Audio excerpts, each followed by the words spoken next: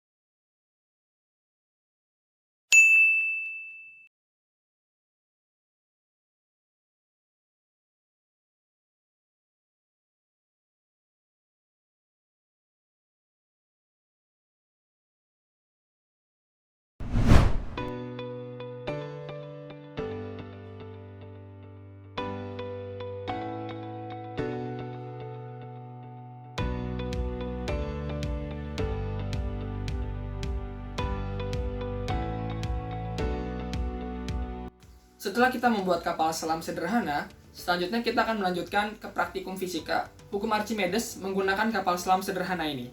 Langsung aja kita coba.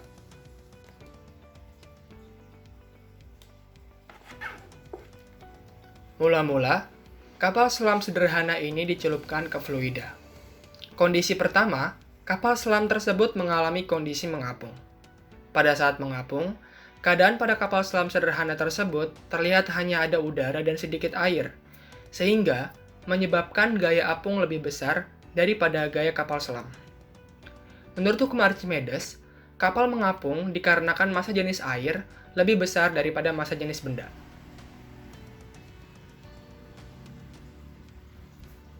Ketika kapal selam hendak turun ke permukaan, kapal selam akan menutup katup udara dan air masuk ke dalam kapal selam melalui lubang pengenang atau katup air. Pada kapal selam sederhana ini, katup air atau lubang pengenang sama dengan dua selang di bawah. Kemudian, air disimpan pada tangki balas.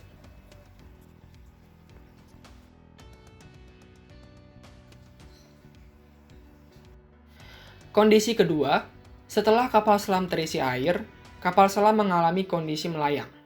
Melayang adalah keadaan benda berada di antara permukaan dan dasar dari zat cair. Pada kondisi ini, air yang masuk ke dalam kapal selam menyebabkan berat kapal selam sama dengan gaya apung. Menurut hukum Archimedes, melayang tersebut dikarenakan massa jenis air sama dengan massa jenis benda.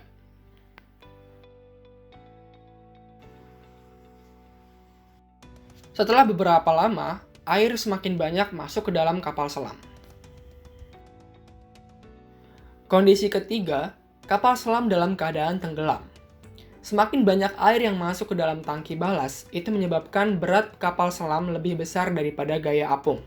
Sehingga, Tenggelamnya kapal menurut hukum Archimedes itu dikarenakan massa jenis kapal atau benda lebih besar daripada massa jenis air.